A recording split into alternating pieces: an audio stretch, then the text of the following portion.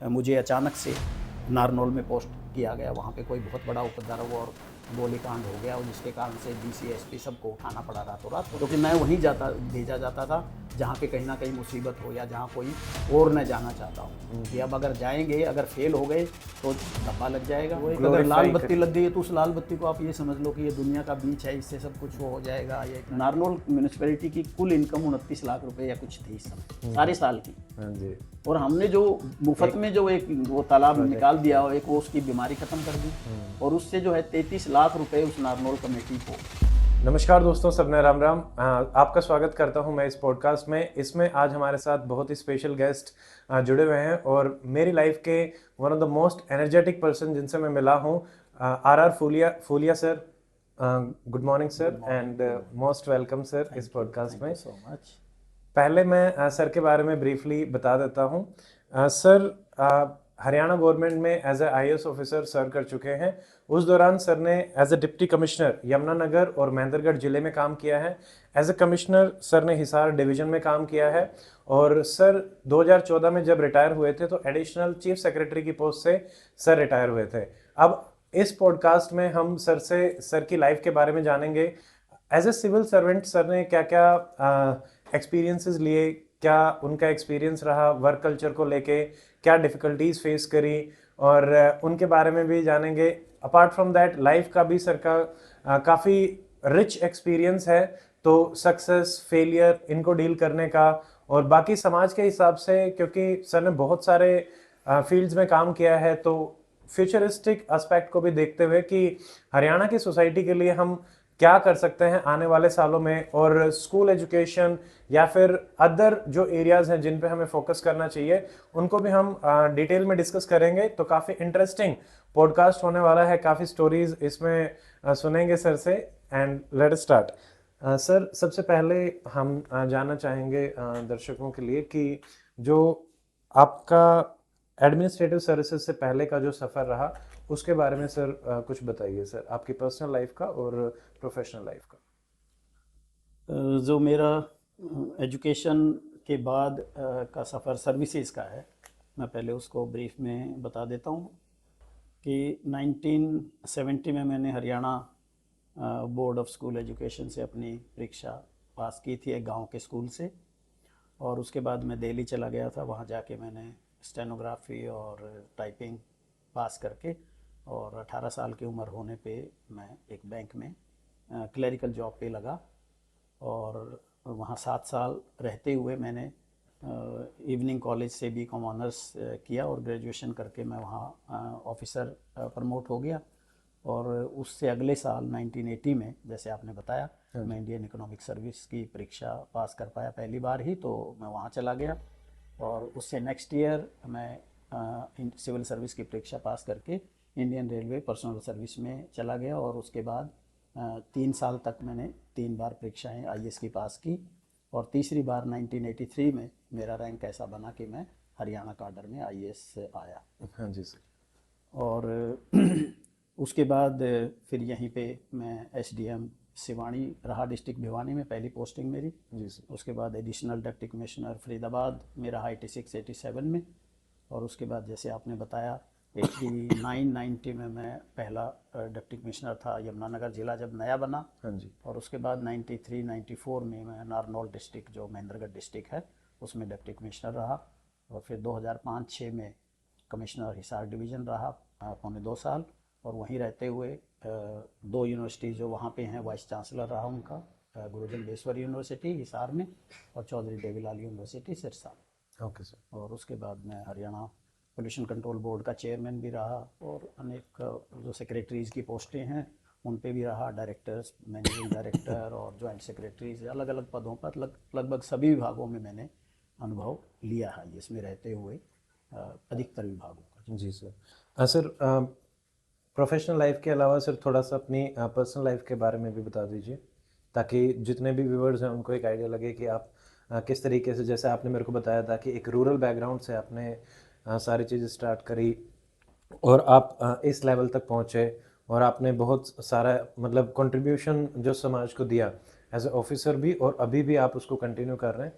तो उसका एक कंप्लीट आइडिया उनको लग जाए। हाँ, मैं अपनी शुरुआत बताता हूँ, वो रेलिवेंट है इसलिए मैं समझता हूँ वो जाननी चाहिए सबको, क्योंकि हर एक का जो सफ़र है ज़िंदगी का वो अलग अलग रास्तों से आके गुजरता है, और हर एक के रास्ते में कुछ ना कुछ ऐसी चीज़ें होती हैं जिससे उसके बाद के आने वाले जो राही हैं उस जगह की तरफ जाने वाले, उनको कुछ ना कुछ एक तरह का मार्गदर्शन मिल सकता है, सहयोग मिल सकता है, प्रेरणा मिल सकती है, या जो भी है सावधानी मिल सकती है। तो मेरा सफ़र एक गांव से शुरू हुआ। पानीपत डिस्ट्रिक्ट में एक गांव था, पानीपत से 20 किलोमीटर दूर, अटावला नाम है उसका। और वहाँ मेरा जन्म एक साधारण परिवार में हुआ। माता पिता कभी स्कूल नहीं गए थे, पहली जनरेशन थी हम जिनको माँ बाप ने स्कूल भेजा। और मेहनत से, मजदूरी मेहनत, और मेरे पिता जूते भी बनाते थे, अच्छी चिनाई करते थे, वो मिस्त्री थे, और भी कई कामों के प्रवीण थे एक तरह से। पढ़े लिखे बेशक नहीं थे, लेकिन हर चीज़ को जानकार थे, बहुत बुद्धिमान थे, और बहुत ईमानदार थे, मेहनती थे। तो उस परिवार में आर्य समाज को फॉलो करते थे हमारी फैमिली। तो आर्य समाजी माहौल था, तो पाखंड वगैरह नहीं था, आजकल के जो होते हैं झूठ बोलने की आदत नहीं थी, सच्चाई और मेहनत से कमाई करके अपना घर चलाने की आदत थी, और वही हमारे माँ बाप ने किया हुआ था। मेहनत से उन्होंने 5-6 कमरे का एक ईंटों का घर बना रखा था, हालांकि गांव में उस समय तो कच्चे घरों की हालात थी, और बस चूल्हा जलता था उनकी मेहनत से। और हमको उन्होंने स्कूल भेजा। हम 5 भाई बहन थे, 3 भाई और 2 बहनें। तो हमें तीनों भाइयों को उन्होंने पढ़ाया। मेरे बड़े भाई एयरफोर्स में जाके वारंट ऑफिसर रिटायर हुए। सेकंड नंबर पे मैं था, मैं इस यात्रा में इधर आया। और मेरे से छोटे भाई डॉक्टर रंजीत फूलिया थे, वो भी नेशनल इंश्योरेंस में मैनेजर गए। इस तरह से तो हम तीनों पढ़े, पहली बार पढ़े, गांव के स्कूल से ही पढ़े। 5वीं का स्कूल था हमारे गांव में उस समय। फिर हमारे जब हम छठी में हुए तो 8वीं का हो गया, तो मैंने 8 तक अपने गांव में पढ़ाई की। और उसके बाद पड़ोस का गांव हद्याणा में था एक स्कूल, हाई स्कूल, वहाँ से हाई स्कूल किया। उसके बाद मैं दिल्ली आ गया, वहाँ मेरे ब्रदर एयरफोर्स में थे, और उनके पास आके मैंने आगे ये जो टाइपिंग सीखी, स्टेनोग्राफी सीखी। और जब मैं 18 साल का हो गया तो फिर मैंने बैंक में कंपटीशन जीत करके क्लरिकल की जॉब ली, और 7 फिर साल उसके बाद आपका ये 7 साल सारा वहाँ रह सफ़र के फिर अगला सफ़र ये मेरा शुरू हुआ। सर, क्योंकि ज़्यादातर जो स्टूडेंट हमसे जुड़े हुए हैं वो सिविल सर्विसेज की ही तैयारी कर रहे हैं, तो सबसे पहले मैं आपसे सर सिविल सर्विसेज का ही आपका जो अनुभव है उसके बारे में जानना चाहूँगा कि सर सबसे पहले कि आप क्यों सिविल सर्विसेज में आना चाहते थे, और अगर कोई स्टूडेंट जो नया तैयारी करना चाह रहा है तो उसको इस प्रश्न का उत्तर कैसे ढूंढना चाहिए सर कि मुझे सिविल सर्विसेज में आना है तो वो क्यों आए? मेरे केस में ये कहानी मतलब बिल्कुल अलग ही तरह की थी, क्योंकि मैं सिविल सर्विस में आने की तो बात छोड़िए, मुझे सिविल सर्विस का पता भी नहीं था, और सिविल सर्विस का ख्वाबों में भी नहीं सुना था। मतलब बचपन से नहीं, बल्कि जब मैं 10वीं भी कर चुका था और इवन दिल्ली में भी आ चुका था, तब भी मुझे सिविल सर्विस के विषय में जानकारी नहीं थी। तो मेरा जो सिविल सर्विस में आना है वो मतलब कुछ, जिसको लोग क्या कहते हैं, चांस कहते हैं, या कोई किस्मत का हो, या क्या भी डेस्टिनी। डेस्टिनी कहिए, हाँ जी। कोई भी चीज़ कहिए, मतलब कुछ उस तरह की ही कहानी है। क्योंकि आज तो जो बच्चे हैं उनको पहले से ही पता होता, 5वीं का बच्चा भी उससे पूछते हैं क्या बनोगे, तो कोई कहेगा आईपीएस ऑफिसर बनूंगा, आईएएस ऑफिसर बनूंगा, ये बनूंगा। तो हमें तो वो अफसरों वाली कहानी गांव में ख्वाब नहीं होते थे। गांव में जो हमारे समय पे कुछ 2-4 लोग सर्विसेज में थे, तो वो कोई टीचर होते थे, कोई पटवारी हो गया, ज़्यादा से ज़्यादा बड़े से बड़ी जो पोस्ट वहाँ होती थी वो जेई होती थी, ओवरसियर कहा करते थे उसको। नीलोखेड़ी में एक इंस्टीट्यूट था, वहाँ 3 साल का कोर्स होकर के तब वो लगते थे ओवरसियर। बस उससे बड़ी दुनिया कुछ नहीं थी। अगर कोई ओवरसियर या जेई बन गया है, हाँ जी। और वो पढ़ना भी हर एक के बस की बात नहीं थी, कोई कोई आते थे जैसे सिलेक्टेड एंगल से। तो हमारी वो ख्वाब तो थे ही नहीं। सिर्फ गांव में उस समय ख्वाब होता था 10वीं पास कर लो, और 10वीं पास करके कहीं ना कहीं जॉब मिल जाएगी, शादी हो जाएगी, और आपकी चूल्हा जलेगा, बस इतनी ही दुनिया थी। तो इसलिए मेरे लिए आईएएस में जी आने की सर। ना तो तैयारी थी, ना जानकारी थी, और ना ये थी। मैं बहुत कैजुअल रूप आपका से सफ़र ही आईएएस उस में आया, तरीके से मैं चला बहुत कि आप। कैजुअल रूप से आईएएस में आया हूँ। इसलिए मैं एक तो ये भी बता देना चाहता हूँ आप लोगों को कि अब जो बच्चे शुरू से ही लेकर के आईएएस का पिट्ठू लगा करके चलने की कोशिशों में अपना सारा जवानी तक वो ख़त्म करते रहते हैं, ना खेलते हैं, ना कुछ और करते हैं, ना अपनी दूसरी हॉबीज़ को डेवलप करते हैं, ना अपना शरीर, माइंड या और चीज़ों को, या अपने रिलेशंस को, उन चीज़ों को, अपनी और पर्सनैलिटी को निखारते हैं, वो जो लोग इस चीज़ में लगे रहते हैं, मैं उनसे बिल्कुल अलग रास्ते से यहाँ पहुँचा।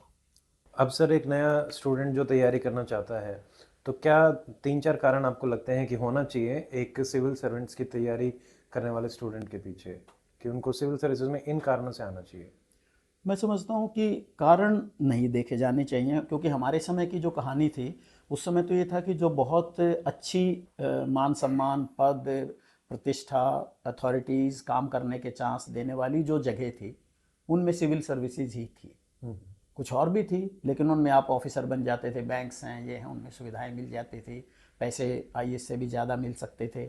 लेकिन वहाँ पर आपको समाज से जुड़ने का, अपनी चीज़ों को धरातल पे लाने का, ऐसे अनुभव लेने का मौका नहीं मिलता था, वो पावर्स नहीं मिलती थी आप सोसाइटी को और समाज को और चीज़ों को प्रभावित कर सकें, बदल सकें जो। तो उस समय की कहानी तो सिर्फ यही थी। अब तो दुनिया उससे ज़्यादा आगे बढ़ चुकी है, क्योंकि सिविल सर्विस के पैरेलल या इससे भी इवन ज़्यादा पावरफुल और ज़्यादा शक्तिशाली और ज़्यादा प्रभाव करने के रास्ते देने वाली जो बहुत सारी नई चीज़ें खुल चुकी हैं आज इस कंप्यूटर के ज़माने में, इंटरनेट के ज़माने में, इस आर्टिफिशियल इंटेलिजेंस के ज़माने में, साइंस के ज़माने में।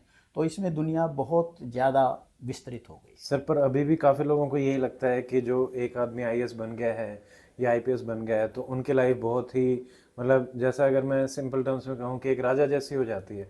क्या सही में वैसा है अगर सरकार के साथ हम काम करते हैं? नहीं, दोनों दोनों चीज़ें हैं। देखिए ऐसा है कि जो राजा वाली लाइफ है वो तो पहले भी नहीं थी, मतलब अब तो बहुत ही हालात बदले हैं। लेकिन मैं अगर अपने समय की या मेरे से पहले वाले जो आईएएस के ऑफिसर्स थे, अंग्रेज़ों के समय की तो मैं बात नहीं कहता हूँ, लेकिन आज़ादी के बाद से जो आईएएस की वो हैं उनमें ठीक है, उनमें पद की प्रतिष्ठा है, उनमें ताकत है, आपके पास बहुत सारी चीज़ें करने की वो है, आपकी रीच है, मान सम्मान है, ये सब चीज़ें हैं। लेकिन राजा वाली कोई कहानी उस समय भी नहीं होती है। ये कुछ तो बनाई जाती हैं चीज़ें कि वो एक अगर लाल बत्ती लग गई है तो उस लाल बत्ती को आप ये समझ लो कि ये दुनिया का बीच है, इससे सब कुछ वो हो जाएगा, ये गाड़ी मिल गई है। और मैं ये भी बता देना चाहता हूँ, मतलब ये गाड़ियाँ भी अब की कहानियाँ बन रही हैं और ये दिखावे की चीज़ें ज़्यादा हैं। मुझे याद है जब मैं पहली बार एसडीएम लगा था यहीं पड़ोस के ज़िले में, सिवानी में, डिस्ट्रिक्ट भिवानी में, तो वो छोटी सी सब डिवीज़न थी। और मैं जब आईएएस की 2 साल की ट्रेनिंग करके वहाँ पहली बार पदार्पण किया था तो वहाँ एक टूटी सी जीप थी। उस जीप के ऊपर तिरपाल से उसकी खिड़कियां बंद होती थी, तिरपाल उसके ऊपर लगा होता था। तो मैंने उसको ठीक ठाक करा करके इस तरह से करके, तो मतलब ये जो ख्वाब है अभी भी, उसके बाद में ठीक है जब आप deputy commissioner, additional deputy commissioner बन रहे हो तो आपको एम्बेसडर कार मिल जाती थी। तो एम्बेसडर कार मिलकर कोई बड़ी चीज़ नहीं हो जाती कि उससे कोई बहुत दुनिया, वो आपको काम के एंगल से चीज़ें मिली होती हैं। पर हाँ, आप पद पे बैठे हो, आपको समाज संभालना है, आप समाज की अथॉरिटीज़, राज्य को जो चलाने की चीज़ें हैं, सरकार की चीज़ों को जो इम्प्लीमेंट करना है, लॉ एंड ऑर्डर की जो व्यवस्थाओं को देखना है, क्राइम और उन चीज़ों के ऊपर समाज के उसमें जो आपका दायित्व है सुविधाएं देने का, उसके लिए ये चीज़ें मिली होती है और उसी के लिए आपको अथॉरिटीज़ मिली होती हैं। वो अथॉरिटी इसलिए नहीं मिली होती कि आप किसी को जैसे कई बार दिखाते हैं कि मैं अभी बंद कर दूंगा, उसने बंद कर दिया तो उसको ही हम समझते हैं कि बहुत बड़ी चीज़ हो गई, ऐसा हो गया है। तो ये एक जो प्रचार भी है, उस प्रचार में आधी चीज़ें, और आजकल जो कई लोग आ भी जाते हैं आईएएस में तो वो यही दिखाने की कोशिश करते हैं कि आईएएस में आके बहुत बड़ी चीज़ हो जाती है। जी सर। जबकि मैं अपने समय की कहता हूँ, राज की भी बात ये सत्यता है कि जब मैं एसडीएम से बना, उसके बाद एडीसी बना, फिर डीसी बना मान लीजिए, और उसके बाद जब हम ट्रांसफर होकर के सेक्रेटेरिएट में चले गए, ज्वाइंट सेक्रेटरी या डिप्टी सेक्रेटरी लग करके, तो वहाँ पे जीप भी नहीं होती थी चलने के लिए, हम अपने मोटरसाइकिल से जो है सेक्रेटेरिएट जाते थे। और आजकल भी आधी जगहों पे ऐसे ही हालात है कि वहाँ पे जो है जो सेक्रेटेरिएट में ऑफिसर होते हैं उनके पास जो है नीचे पदों पे, आईएएस के सीनियर पदों पर भी कोई बहुत बड़ी सुविधाएं नहीं होती हैं। एक कमरा हो गया और चीज़ हो गई, एक पीएन मिल गया, एक ये हो गया, तो ये तो कोई भी आदमी अपने घर में भी आदमी रख लेता है। तो सर मतलब चीज़ों को ओवर ग्लोरीफाई किया जाता है। हाँ, जो ग्लोरिफिकेशन उसके अंदर है वो ये है कि आप एक ऐसे स्थान पर जाकर बैठते हैं जहाँ चाहे आपके पास कमरा ना हो, कुर्सी ना हो, गाड़ी ना हो, आपको पैदल चलना हो, आप बैलगाड़ी पे बैठ के जा रहे हो, लेकिन आपके पास वो ताकत है कि आप दुनिया के वहाँ के लोगों की तकदीर बदल सकते हो, उनको मार्गदर्शन दे सकते हो, उनको रास्ता दे सकते हो, उनको आगे के लिए मतलब चीज़ें दे सकते हो। उस जगह की प्लान करके, उन चीज़ों को देख करके आप ऐसी ऐसी चीज़ें रच सकते हो जो कोई रचने के काबिल नहीं है, जो कोई मंत्री तक नहीं कर सकता है। तो ये उसकी स्ट्रेंथ है। आप उस जगह पे हो कि लोग आपको सुनते हैं, आप कहीं भी बैठे होते, लोग आपसे मिलने के लिए, अपनी बात कहने के लिए, अगर आप 1 मिनट उनकी बात सुन लें तो वो इतने प्रभावित होते हैं, इतने आपसे ऑब्लाइज्ड फील करते हैं कि जैसे आपने पता नहीं कितना बड़ा उनको एहसान दे दिया हो, बहुत पैसे दे दिया हो। जी सर। तो ये ताकत है उसमें। सर इसी में मैं जानना चाहूँगा कि सर आपका भी जो एक्सपीरियंस रहा है, तो इसमें आपने समाज के बदलाव के लिए काफ़ी काम किए हैं सर। उसमें से जो आपके दिल के सबसे करीब है सर, वो एक स्टोरी शेयर करिए जिससे कि सब लोगों को पता चले कि एक आईएएस ऑफिसर अपनी डिसीजन मेकिंग पावर और जो उनको रिसोर्सेज मिलते हैं उससे किस तरीके से पॉजिटिव बदलाव कर सकते हैं हमारे समाज में। जो मैंने जैसे बताया कि ये ही सिविल सर्विस की ताकत है कि सिविल सर्विस में आप छोटे से छोटे पद पे भी, जिसको साइड का पद कहते हैं और बहुत सारे लोग उस पर जाना नहीं चाहते कि उस पर गाड़ी घोड़ा नौकर नहीं होते हैं, तो उनमें भी वो ताकत होती है कि वहाँ पे रहते हुए भी आप सामाजिक बदलाव और बहुत बड़ी चीज़ें करने की सक्षमता रखते हैं। तो सबसे पहली चीज़ ये है कि ये जो सारे पद बने हैं, जो कॉन्स्टिट्यूशन का सिस्टम है, क्योंकि हमने अपने देश को चलाना है और जो राजा और अंग्रेजों के समय पे ये चीज़ें होती थी उसकी रिप्लेसमेंट है ये। तो ये जिम्मेवारी है कि कैसे समाज में पहले व्यवस्था रहे, फिर समाज की प्रगति हो और सारे जितने भी हमारी चीज़ें हैं, शिक्षा हो, स्वास्थ्य हो, सड़कें हों, बिजली पानी हो और चीज़ें हों, ये सारी चीज़ों जो है मुहैया हों और बेहतर तरीके से हों और समाज आगे बढ़े और देश जो है प्रगति और उन्नति, इंडस्ट्री लगे, लोगों को जॉब मिले, उनको ये मिले, ह्यूमन रिसोर्स डेवलप हो। तो ये सारे एरिया, ये जो है ब्यूरोक्रेटिक सिस्टम जो हमारा है वो इस चीज़ में अपना कंट्रीब्यूट करता है और इस चीज़ को करता है। जी सर। तो पहला काम तो एक सिविल सर्वेंट का यही है कि वो जिस पद के लिए, कि वो अलग अलग पदों पर जाते हैं, जी सर। तो जिस पद पर आपको बिठाया जाता है उसकी एक असाइन ड्यूटीज़ होती है, चाहे वो डिप्टी कमिश्नर की हो या कोई ज्वाइंट सेक्रेटरी हो या कोई डिप्टी सेक्रेटरी हो या किसी चीज़ का डायरेक्टर हो, मैनेजिंग डायरेक्टर हो, कोई भी जितने भी पद हैं, इन पे कोई ना कोई ऑर्गेनाइजेशन को आप संभालते हो, किसी डिपार्टमेंट को आप देखते हो, किसी न किसी संस्था का आप संचालन देखते हो सारी तरह से। तो उसके अंदर दिए हुए चीज़ हैं, उसकी व्यवस्थाएं हैं, उसका बजट है, उसके क्रियाकलाप हैं, उसकी पॉलिसीज़ हैं या नई बनानी है और कोई जो जितनी सारी चीज़ें हैं, तो सिविल सर्वेंट की से ये अपेक्षा की जाती है कि वो उन सारी चीज़ों को बखूबी निभाएंगे और मन लगा करके उसके अंदर ईमानदारी से, मेहनत से जो है उस काम को चलाएंगे और ना सिर्फ बेहतरी से चलाएंगे बल्कि उसको आगे बढ़ाएंगे, उसके फ्यूचरिस्टिक एंगल को भी सोचेंगे, ये चीज़ करेंगे जिससे वो प्रगति की ओर चीज़ें जाएं और सारा जो ह्यूमन रिसोर्स उनके नीचे है वो बहुत बेहतरी से काम करे, ईमानदारी से काम करे, पब्लिक को डिलीवरी जो है बेहतर तरीके से दे। तो सबसे पहला काम तो ये होता है। जी सर। पर इस सिविल सर्विस का जो दायरा है, इसके अंदर जो मैंने बताया कि उसके अंदर जो खूबी है एक और बेहतरी की, वो ये है कि जो आपका दायरा नहीं भी है, जो आपकी ड्यूटीज़ नहीं भी हैं उस पोजीशन पे बैठे हुए, तो भी आपके आसपास में ऐसी बहुत चीज़ें होती हैं जिनको भी कोई नहीं रोकता है। आप उनके अंदर भी अपनी एक्टिविटीज़ को एक्सपेंड कर सकते हो और समाज को एक अलग तरीके से चीज़ों को दे सकते हो और उसमें अपने नए अनुभव लेकर के नई अचीवमेंट अपने नाम लिख सकते हो। जी सर। समाज के लिए जो है, तो उसके लिए मैं एक दो, जैसे आपने पूछा है, तो मैं एक दो इस तरह के उदाहरण आपको कहना चाहूँगा।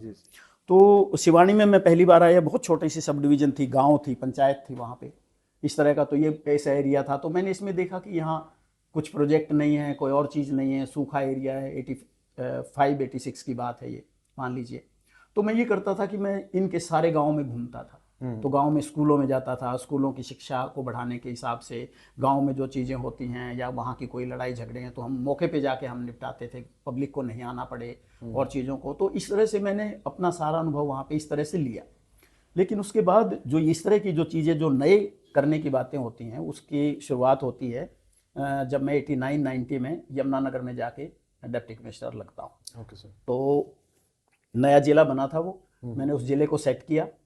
हालांकि मैं वहाँ पे सिर्फ 4 महीने ही रहा, लेकिन मतलब मैंने वहाँ पे देखा कि वहाँ भी नया जिला था, तो कल्चर नहीं थी काम की, इतनी कोई प्रोजेक्ट्स नहीं थे, कोई पैसा आने की उम्मीदें नहीं थी किसी का। एक मिनिस्टर थे वहाँ पे, उसका इंटरेस्ट नहीं था कोई डेवलपमेंट के काम कराने में, बल्कि अगर आप करना चाहोगे तो वो उल्टा ही, क्योंकि उनका काम स्टेटस को की तरफ ज़्यादा होता है कि लोग वैसे ही रहें, बस उनके पास आएँ और सिफारिश करवा करके डीसी से काम करवाएं, उनके एहसानमंद हों और आगे से उनके साथ उनका जुड़ाव रहे। डिप्टी कमिश्नर सिर्फ इतना काम करता रहे कि उनकी सुन के उनके काम करता रहे, ये करता रहे, जिसका वो करने को कहें तो कर दो, नहीं करने का कहें तो उसको रोके रखो या और कोई बात करो। तो इस तरह की कल्चरों में ढलने वाली चीज़ें रहती हैं, बहुत जगहों पे, अधिकतर जगह पे ऐसा होता है। तो मैंने वहाँ पे जाके देखा कि यहाँ और चीज़ नहीं है, तो मैंने वहाँ पे घूम के देखा। तो मुझे पहाड़ पसंद है, मैं एडवेंचर का शौकीन हूँ, तो मुझे पहाड़ों में जाना पसंद है। तो मैं वहाँ पहाड़ों पे मैंने आसपास के पहाड़ देखे, वहाँ कलेसर एक फॉरेस्ट है जी। और उसके साथ ही जो है एक जगह है जिसको आद बद्री कहते हैं। हाँ जी। एक कपाल मोचन है वहाँ पे, एक आध्यात्मिक स्थान है। तो मैंने ये दोनों स्थल देखे, इनको ज़रूरत थी, मतलब खासकर जो आद बद्री थी पहाड़ों की बहुत शानदार घाटी में नदी आती है वहाँ से थी, और प्राचीन स्थल है ये, हाँ जी। बौद्धिस्ट स्थल है। मुझे नहीं पता था कि वो बौद्धिस्ट स्थल है, लेकिन जब हम जाते थे तो वो नदी के किनारे कुछ कुछ ऐसी गुमटियाँ बाहर निकली पत्थरों की टाइप की ये दिखती थी, तो उससे ये लगता था कि ये कहीं ना कहीं पुरानी चीज़ है। तो मुझे वो अच्छी जगह लगी, और वहाँ पे हमने जाकर के जो है संडे सैटरडे की छुट्टी होती थी, तो हमने जो है सैटरडे संडे को वहाँ पे जाके श्रमदान करना शुरू कर दिया। हम कसी ले जा करके ये करके वहाँ पे वो एक मंदिर बना हुआ था नदी के किनारे एक ऊपर पहाड़ पे, तो वहाँ पे हमने उसको लेवल करके वहाँ पानी का रिजर्वायर, पानी इकट्ठा होने का, इस तरह के बैठने का, ये चीज़ें बनानी शुरू कर दी। तो वो एक तरह से बहुत अच्छा सीनिक स्थल था। तो हम वहाँ जाते अपना वो छुट्टियों के दिन में सभी लोग वहाँ ये करके दोपहर को अपना पूड़ी और छोले का नाश्ता वो कर लेते, और इस तरह से करके हमारे साथ बच्चे जाते, यंग बच्चे, ITI के, कॉलेजेस के, स्कूल्स के। तो ऐसे करके हमने श्रमदान से उस चीज़ की शुरुआत करी, और वो चीज़ ऐसी शुरू हुई, पहले कोई नहीं जाता था, उसके बाद लोग वहाँ पिकनिक जाने लग गए। हाँ जी। फिर उसके बाद वो जो है मतलब एक ऐसा स्थल बन गया कि वहाँ एक तरह का पूरा लोगों का जमावड़ा जाने लगा। पर्यटन स्थल। हाँ जी, हाँ जी। और हमने वहाँ पे वो फॉरेस्ट की लैंड में से एक रास्ता बना दिया मंदिर तक या नदी तक जाने के लिए ऐसा। तो वो स्थल आज जो है वो सरस्वती का उद्गम स्थल है, आपको पता होगा, आज उस पे वो बहुत महान वो बन चुका है। तो वो एक छोटी सी शुरुआत मैं 4 महीने के बीच में जो करके आया, वहाँ पे एक मैंने अपने ब्लॉक के पैसों से एक वहाँ छोटा सा रेस्ट हाउस बना दिया था, एक कमरे का, कि जिसमें कोई अगर जाके रहना भी चाहे तो रह सकता है, या दिन में इस तरह से। तो ये बिना पैसे के, ये आउटसाइड दी एक्टिविटी जो मैं अपनी कर रहा था डिप्टी कमिश्नर के रूप में, हाँ जी। अपने वो सारी चीज़ें। और मैं गांव में भी इसी तरह गलियों में ये करना हो ऐसा, तो मुझे श्रमदान का शुरू से शौक है, क्योंकि मैंने कसी चलाई हुई है, मैंने खेत काटे हुए, और मैं मतलब बहुत सख्त एक तरह से काम करने वाला इंसान हूँ। तो हमने वो वहाँ भी कसी चलाई, फिर कसी की शुरुआत हुई। गांव में भी हम कभी गलियों में मिट्टी डालनी होती, गलियाँ बनवानी होती, तो हम श्रमदान से ही बनवा देते थे, इस तरह करते थे। तो ये शुरुआत हुई 4 महीने से। इसके बाद दूसरे इंस्टेंस में आपको बताना चाहूँगा, हम उसके पड़ोस में ही बैठे हैं, आसपास में। हाँ जी। 93-94 में भजनलाल जी के टाइम पे मुझे अचानक से नारनौल में पोस्ट किया गया। वहाँ पे कोई बहुत बड़ा उपद्रव और गोलीकांड हो गया, और जिसके कारण से DC SP सबको उठाना पड़ा रातों रात। तो मुझे भेजा गया, क्योंकि मैं वहीं भेजा जाता था जहाँ पे कहीं ना कहीं मुसीबत हो, या जहाँ कोई और न जाना चाहता हो, कि अब अगर जाएंगे, अगर फेल हो गए तो धब्बा लग जाएगा, और नहीं तो मुश्किल होगी। तो इसलिए ऐसी जगह पे ही मुझे भेजा जाता था, अदरवाइज नहीं भेजते थे। थोड़े टफ प्लेसेस पे। टफ प्लेसेस, या जो क्राइसिस का टाइम, जिसको कोई ना हैंडल कर सकता।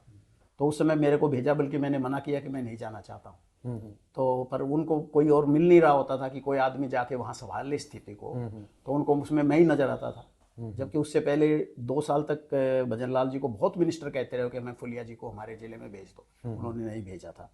खैर मैं चला गया वहाँ पे, और जाके हमने 1 महीने के अंदर ही जो उपद्रव था, वो मतलब रिवाड़ी में एक होते थे रघु यादव या क्या थे, वो लेबर लीडर थे।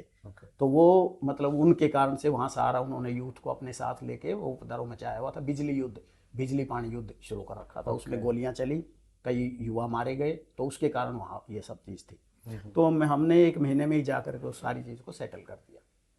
तो सेटल करने के बाद में फिर मैंने वहाँ देखा, क्योंकि वहाँ पे कोई मिनिस्टर जो थे, एक मिनिस्टर थे उस समय, वो उनकी चलती नहीं थी, भजनलाल जी से उनका तालमेल ठीक नहीं था। नाम नहीं लेना चाहता मैं, डेवलपमेंट मिनिस्टर थे वो, कैबिनेट मिनिस्टर थे। और वहाँ पे एक जो MLA थे, वो जो है इंडिपेंडेंट चयनित हुए थे। तो उनका भी कोई इंटरेस्ट नहीं था, वो भी अपना वहाँ पैसा बनाने में, ये करने में, और अपना वो बनाने में काम करते थे। उनका कोई एरिया को डेवलप करने में कोई इंटरेस्ट नहीं था। तो ऐसी हालात में मैंने देखा कि मैं यहाँ आ गया हूँ, बैकवर्ड डिस्ट्रिक्ट है, ना यहाँ कोई स्कीम आ सकती है, ना कुछ और है, ना किसी का इंटरेस्ट है, ना किसी मिनिस्टर का, ना किसी चीफ मिनिस्टर का। आप भी कहोगे तो भी वो कोई मानेंगे नहीं, कुछ देंगे नहीं, ना कोई ऑफिसर का है।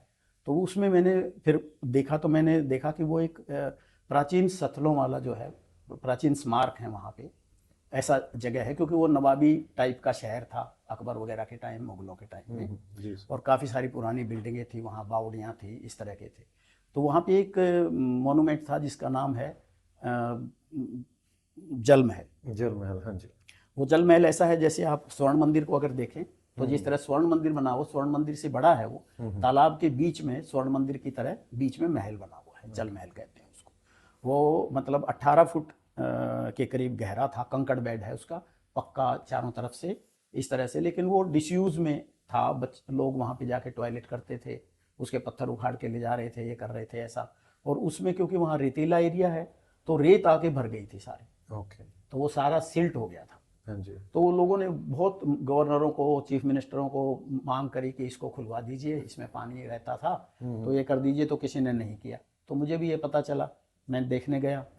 मैं अगस्त में वहाँ ट्रांसफ़र हुआ था, ये अक्टूबर से पहले की बात है शायद, जब मैं गया देखने 1-2 दिन पहले। तो मुझे इंट्यूशन हुआ कि इसको हमें श्रमदान से करना चाहिए। तो 2 दिन के बाद 2 अक्टूबर था, तो मैंने 2 अक्टूबर को जो है ना वहाँ पे कसियाँ और वो मंगवाए।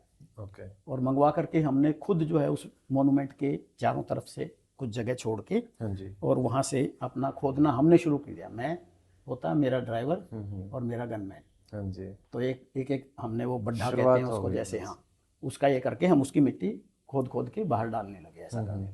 तो धीरे धीरे फिर और लोग भी आने लगे साथ में, जो लोग वहाँ टॉयलेट करने आते थे वो आने लगे, कोई एम्प्लॉय आने लगे, कोई स्कूल के बच्चे आने लगे कि हमें भी दे दो। तो इस तरह से करके हमने उनको सबको वो बांट दिए अपने अपने वो करने के लिए खुदाई। फिर लड़कियां आने लगी वहाँ उसको ढोने के लिए, तो वो उसको उठा करके उससे बाहर डालने के लिए करने लगी।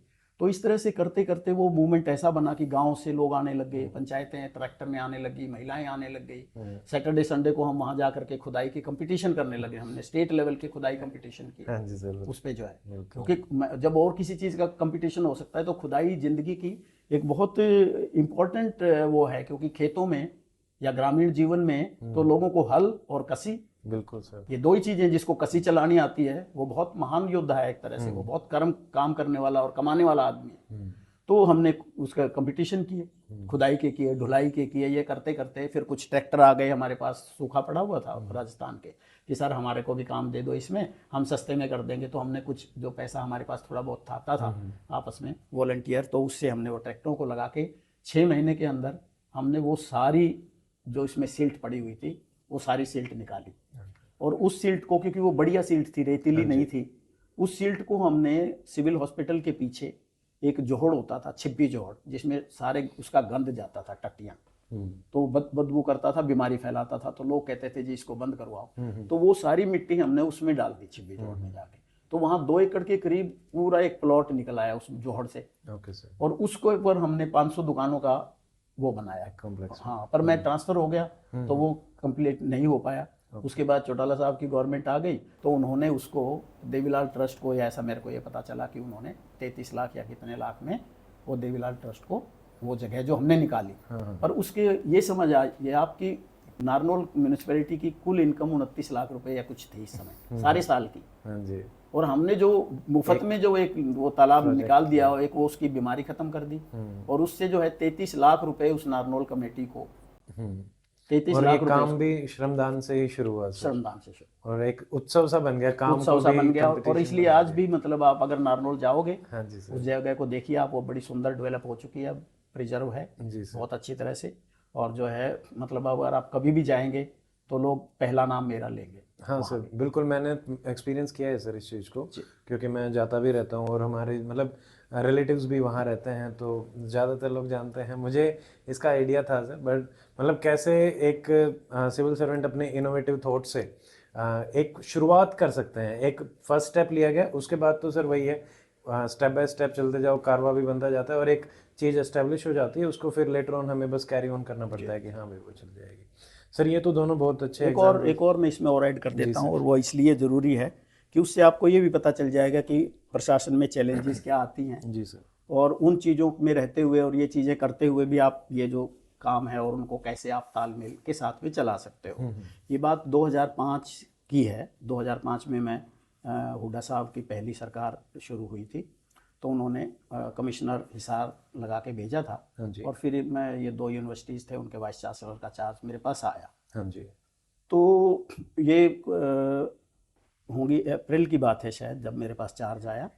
और मई में जो है उस यूनिवर्सिटी को AIEEE कहते हैं, आप लोग जानते होंगे। हाँ जी, AIEEE इंजीनियरिंग कुछ entrance exam, engineering entrance exam, वो उस यूनिवर्सिटी को लेना था। ओके। उसके पेपर बनाने थे और उसकी काउंसलिंग करनी होती है। तो मैंने जाते ही एक तो ये किया था कि वहाँ भी उस कैंपस में एक जगह थी जो जोहड़ हुआ करता था पहले। मुझे उस एरिया का पता, क्योंकि मैं हिसार में मेरी ट्रेनिंग हुई थी, मैं वहाँ जाता था घुड़सवारी करने। तो अब ये जो यूनिवर्सिटी बनी, तो इन लोगों ने क्या किया कि वो सड़कें बनाते हुए ये ध्यान नहीं रखा कि पानी का निकास कैसे होता है। तो वहाँ कभी भी जब बरसात होती तो वो सड़कें, वो सारी जगह के पानी को अपने अपनी जगह पे बंद करके सारा कैंपस भर जाता था। जी सर। जबकि पहले मैंने उस समय का मुझे ध्यान था तो वो कभी नहीं होता था। तो मैंने फिर वो ध्यान किया तो वो देखा कि उन्होंने क्या किया, जहाँ पे वो तालाब होता था उसके साथ एक शमशान था, एक मकबरा बना हुआ है, वहाँ पे आप जाओगे जीजेयू में तो वो उनकी कब्र होती होगी, और कब्र के पास जैसे अपने यहाँ तालाब होते हैं ऐसे ही वहाँ पे भी तालाब था जो पानी को सारा लेता था, लेकिन उन्होंने वो चैनल उसके बंद कर दिए।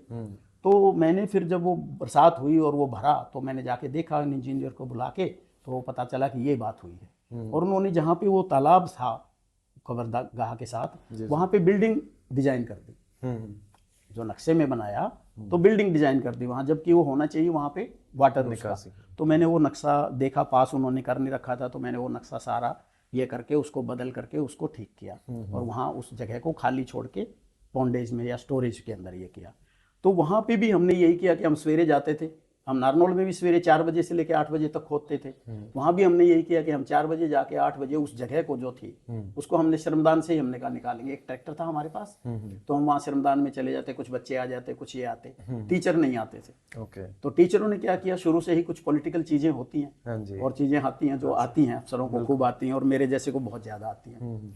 तो उन्होंने आते ही अपनी धौंस दिखाने के लिए वहाँ वो हड़ताल शुरू कर दी, और कि इनको हटाओ, इनको हटाओ, परमानेंट ये लाओ, कोई कारण नहीं, कुछ नहीं, ये नहीं। उनको ये था कि जैसे कोई प्रेशर का टाइम होता है, उनको ये पता था कि अभी AIEEE का इम्तिहान होना है, उसमें काउंसलिंग होगी, उसमें पेपर होगा, कंडक्ट करने पड़ेंगे, एग्जामिनेशन भी यूनिवर्सिटी की भी उसी समय है, फिर आगे जून जुलाई में एडमिशन्स हैं, तो सारे काम के टाइम है। तो इस समय पे वो तंबू लगा के बैठ गए।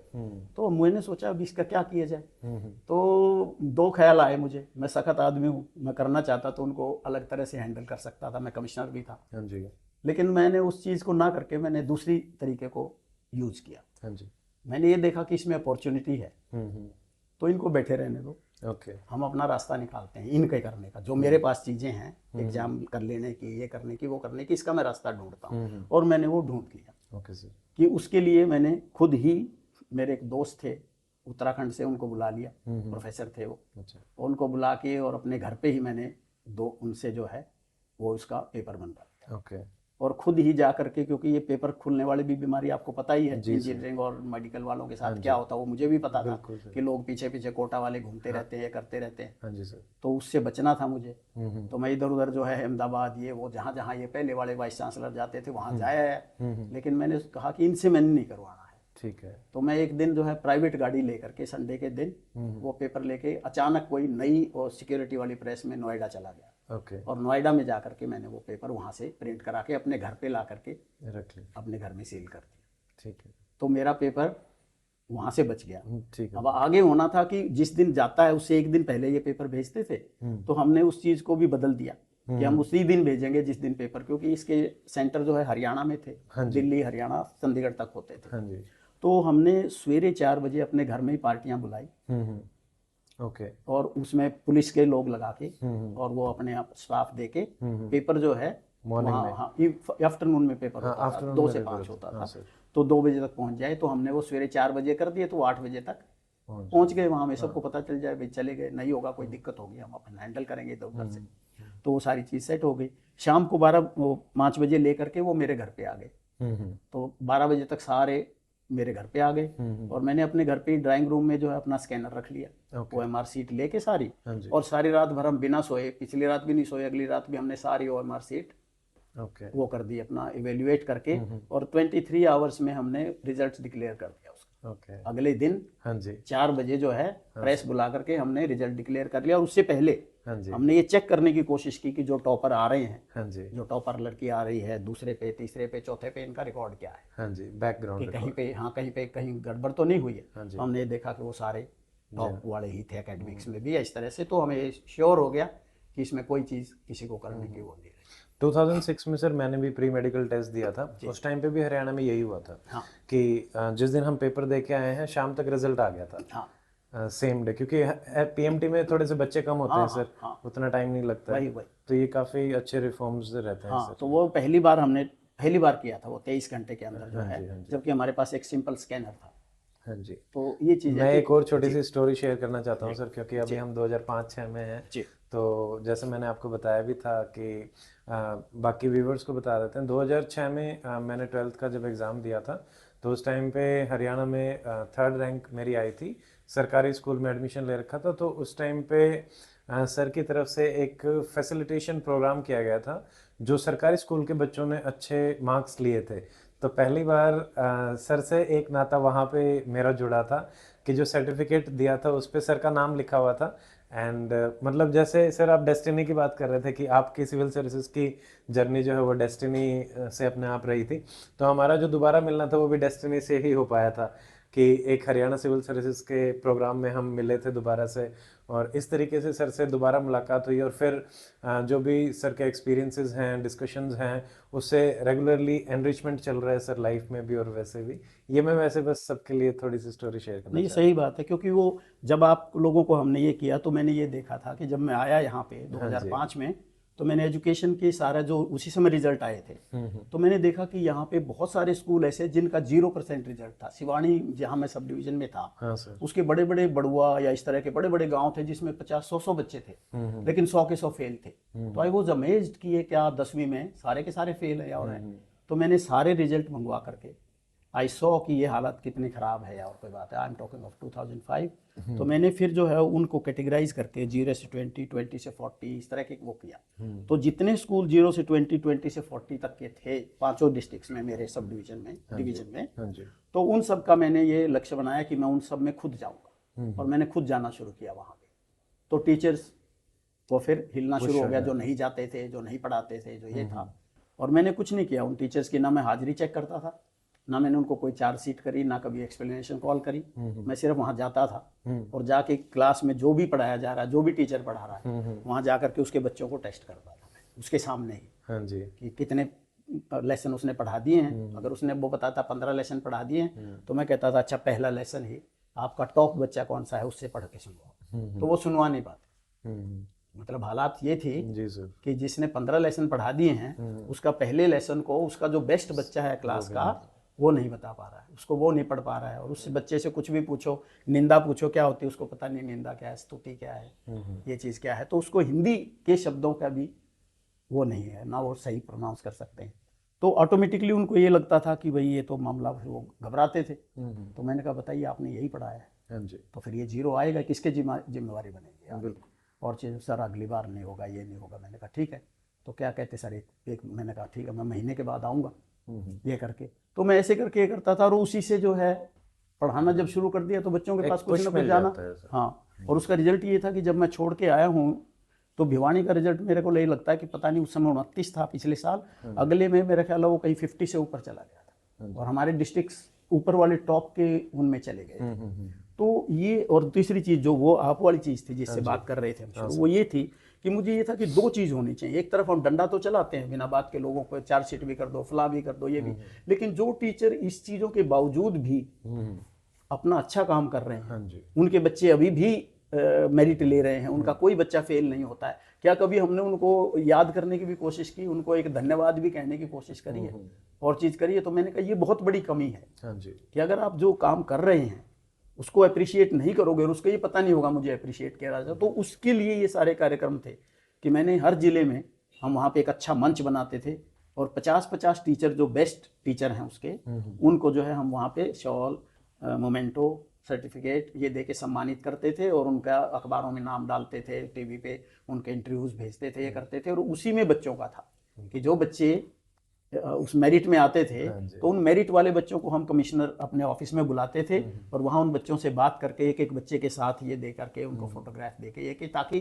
वो उनको हौसला हो, उनके माँ बाप आए, उनके माँ बाप को अच्छा लगे, एक उनका मूवमेंट बने, वो कहीं बता सके मुझे कमिश्नर साहब ने ये किया हुआ है। तो ये इस प्रयास में जो है मैंने दोनों साल यहाँ पे रहते हुए ये चीज़ करी। सर काफ़ी अच्छी तीनों जो आपने स्टोरी शेयर करी, काफ़ी इंस्पायरिंग भी हैं, लर्निंग भी हैं कि कैसे चीज़ों को डील किया जा सकता है with limited resources and with good intention, right intention.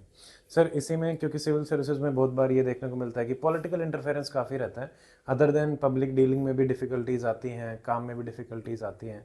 तो सर ये कितना मतलब किस तरीके का प्रेशर रहता है और आपने जो फेस किया उसमें किस तरीके से आपने डील किया इस प्रेशर को? देखिए, प्रेशर तो रहते ही है, मतलब प्रेशर तो सरकार के बिना भी, जो एडमिनिस्ट्रेशन या सिविल सर्विस के अलावा भी किसी भी जगह पे आप होंगे वहाँ भी होते हैं। आप स्कूल में होंगे, किसी और फैक्ट्री में होंगे, ये होंगे, तो ये समाज है, परिवार में होंगे, मोहल्ले में होंगे, संगठन में होंगे, तो वहाँ ये चीज़ें होती हैं। जो पोजीशंस के हिसाब से कह लो, इंटरेस्ट के हिसाब से कह लो, ये चीज़ें हाँ जी सर। चलती हैं, ऐसा होता है। हाँ, ये चूँकि यहाँ पे सारी चीज़ काम हो रही है, पावर है, यहाँ पैसा है, यहाँ चीज़ें हैं, तो यहाँ पे ये चीज़ें ज़्यादा होती हैं और खुले में होती हैं और दिन रात होने वाली पॉसिबिलिटी होती है उन चीज़ों की। और पर ये है कि मैं समझता हूँ कि वो चीज़ें थी, पहले भी थी और अब लगता है और भी ज़्यादा बढ़ रही हैं, क्योंकि शुरू में जो हमारे से पहले के सिविल सर्वेंट थे वो ज़्यादा अपराइट और ज़्यादा मजबूत होते थे, क्योंकि उनकी पोजीशन इतनी वीक नहीं थी। और मैंने देखा तो नहीं खुद जो है, लेकिन ये चीज़ें सुनी हैं कि जब जवाहरलाल नेहरू जी के समय पे जो सिविल सर्वेंट आईसीएस वाले होते थे या ऐसा होते थे, तो वो उनको भी मना कर देते थे और वो नहीं करते देते थे, या ये चीज़ होती थी। तो उस समय पे मुझे लगता है कि सिविल सर्विस में दोनों चीज़ें थी। एक तो थी कि उनमें अपराइटनेस थी, कानून के साथ खड़े होने की चीज़ थी और दबाव में ना आकर के गलत काम ना करने की उनकी एक मजबूती और मनसा थी। पर कुछ मुझे ऐसे लगता है, मुझे नहीं पता मैं सही होगा या नहीं होगा, कि वो ये भी था कि जो उनको अंग्रेजों के समय से जो वो माइंड में घुसा हुआ था, क्योंकि वो आईसीएस में वो हुए थे उस समय पे, वो किसी के एमएलए एमपी या कांग्रेस के कोई भी प्रेसिडेंट होगा या कुछ होगा उसको कुछ समझते नहीं थे, उनके लिए वो चपरासी की तरह थे। तो इसलिए वो उनको कोई अहमियत नहीं देते थे या उनको अपना बॉस मानने को तैयार या अपना इक्वल मानने को तैयार नहीं होते थे।